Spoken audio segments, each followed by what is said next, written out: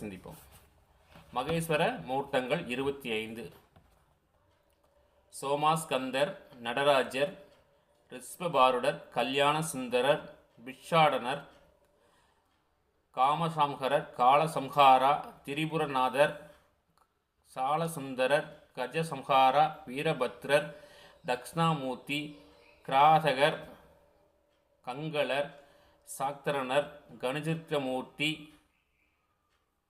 சண்டோச அனுகிரகர், ஏகபக்தர், லிங்கபத்வர், சுகேச்சரர், உமைஸ்வரர், அரியாதர், அர்த்தநாரீசர், நீலகண்டர். இவை தவிர 64 வடிவங்களை ஏற்றவராகவும் சிவபெருமான் உள்ளார். சிவபெருமான் அவதரிப்பதில்லை. அவர் பக்தர்களுக்கு அருளும் பொற்று தோற்றம் கொள்வராக மட்டும் உள்ளார். சிவபெருமானின் அருள் எல்லையற்றது. நன்றாக கூர்ந்து கவனியுங்கள். இவை தவிர 64 வடிவங்கள் ஏற்றவராகவும் சிவபெருமான் உள்ளார். சிவபெருமான் அவதரிப்பதில்லை. அவர் பக்தர்களுக்கு அருளும் பொருட்டு தோற்றம் அருள்பவராக மட்டுமே உள்ளார்.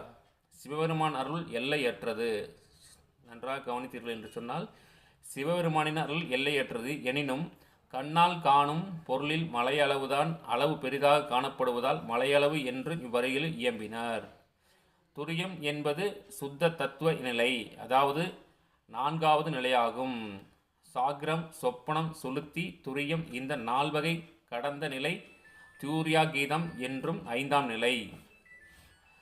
சாக்ரகம் என்றால் உறக்கம், சொப்பனம் என்றால் கனவு, சுளுத்தி என்றால் உறக்கம், தூரியம் என்றால் பேருறக்கம், தூர்யாதீதம் என்றால் மூச்சு ஒடுங்கல்.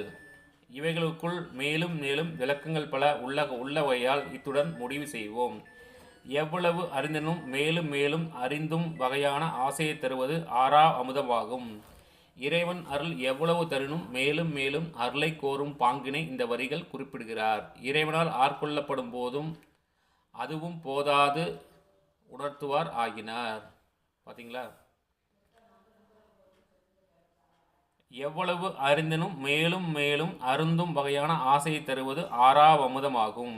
இறைவன் அருள் எவ்வளவு தரினும் மேலும் மேலும் அருளை கோரும் பாங்கினை இந்த வரிகளில் குறிப்பிடுகிறார். இறைவனார் ஆட்கொள்ளப்பட்ட போதும் அதுவும் போதாது உணர்த்துவார் ஆயினார். நண்பர்களே, இன்றைய தினம் போற்றி திரு அகவல் பகுதியிலிருந்து பாடல் வரிகளையும் அதற்குரிய விளக்கத்தையும் சிந்தித்தோம். மீண்டும் நாளை தினம் அடுத்த பாடல் வரிகளையும் அதற்குரிய விளக்கத்தையும் சிந்திப்போமாக.